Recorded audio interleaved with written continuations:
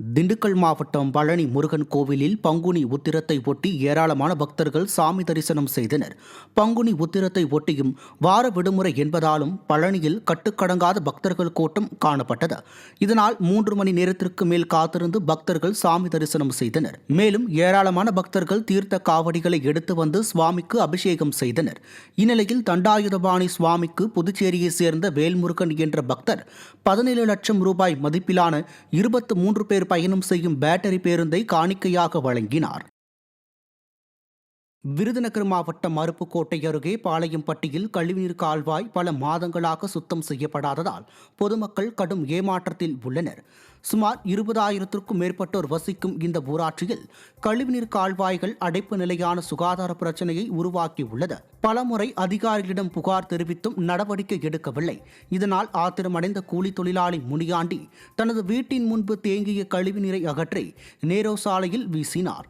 இந்த வீடியோ வெளியாகி வேகமாக பரவி வரும் நிலையில் ஊராட்சி நிர்வாகத்தின் அலட்சியம் பொதுமக்களிடம் பெரும் எரிச்சலையும் எதிர்ப்பையும் ஏற்படுத்தி வருகிறது.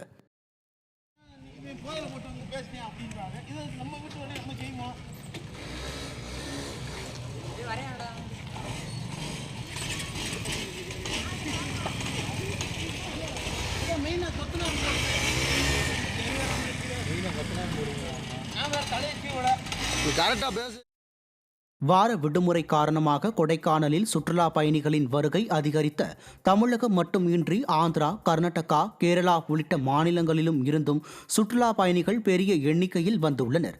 மூயர் சதுக்கம், பைன்மர சோலை, குணா குகை, பில்லர் ராக், பசுமை பள்ளத்தாக்கு, பிரையன் பூங்கா, ரோஜா பூங்கா போன்ற இடங்களில் இயற்கை அழகை ரசித்தும் புகைப்படங்கள் எடுத்தும் சுற்றுலா பயணிகள் உற்சாகம் அடைந்தனர்.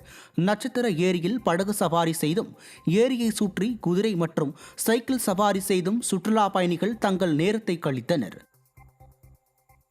கடலூர் தெற்கு மாவட்டம் வடலூரில் அதிமுக சார்பில் நடைபெற்ற திண்ணை பிரச்சாரத்தில் மாவட்ட செயலாளர் சொரத்தூர் ராஜேந்திரன் பங்கேற்ற கழக ஆட்சியின் சாதனை விளக்க பிரசுரங்களை பொதுமக்களிடம் வழங்கினார். மாவட்ட அம்மா பேரவை செயலாளர் ராஜசேகர் தலைமையில் நடைபெற்ற பிரச்சாரத்தில் திமுக ஆட்சியின் அவலங்கள் குறித்து மக்களுக்கு எடுத்துரைக்கப்பட்டது. நிகழ்ச்சியில் முன்னாள் சட்டமன்ற உறுப்பினர் சிவசுப்பிரமணியன் உட்பட ஏராளமான நிர்வாகிகள், தொண்டர்கள் பங்கேற்றனர். தருமபுரி மாவட்டம் காரிமங்கலம் அருகே மூதாட்டி சாலை விபத்தில் உயிரிழந்த நிலையில் ஆத்திரமடைந்த அவரது உறவினர்கள் சாலை மறியலில் ஈடுபட்டனர். பல்லேன அள்ளிப்புதூரைச் சேர்ந்த மூதாட்டி ஐத்தா என்பவர் கடந்த 12ஆம் தேதி இரவு பழையூர் சாலையில் நடந்து சென்றபோது இருசக்கர வாகனம் மோதியதில் படுகாயமடைந்தார். தருமபுரி அரசு மருத்துவமனையில் சிகிச்சை பலனின்றி மூதாட்டி உயிரிழந்த நிலையில் ஆத்திரமடைந்த அவரது உறவினர்கள் விபத்து ஏற்படுத்தியவரை கைது செய்ய கோரி காரிமங்கலம் பாலக்கோடு நெடுஞ்சாலையில் அனமந்தபுரம் சாலை சந்திப்பில் மறியலில் ஈடுபட்டனர். சிவகங்கை மாவட்டம் செம்பனூரில் மாசி களரி திருவிழாவை ஒட்டி ஜல்லிக்கட்டு போட்டி நடைபெற்றது. இதில் சிவகங்கை, மதுரை, திருச்சி, திண்டுக்கல் உள்ளிட்ட மாவட்டங்களில் இருந்து 710 காளைகள் போட்டிக்காக கொண்டு வரப்பட்டன. இதில் 300 மாடுபிடி வீரர்கள் சுற்றுவாரியாக களமிறக்கப்பட்டனர்.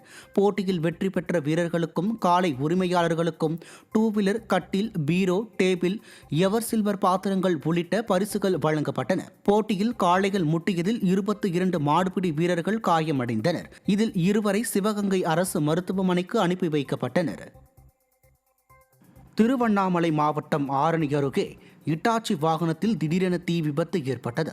சிறுமூர் ஊராட்சியில் ஏரி அருகே நிறுத்தப்பட்ட இட்டாச்சி வாகனத்தில் திடீரென தீ விபத்து ஏற்பட்டது. இதை கண்ட உரிமையாளர் மற்றும் ஆபரேட்டர் தீயை அணைக்க முற்பட்டனர். பின்னர் தீயணைப்பு துறையினர் காலதாமதமாக வந்ததால் வாகனம் முழுமையாக எரிந்து சேதமடைந்தது. விசாரணையில் ஆயில் கசிவு காரணமாக தீ ஏற்பட்டிருக்கலாம் என கூறப்படுகிறது.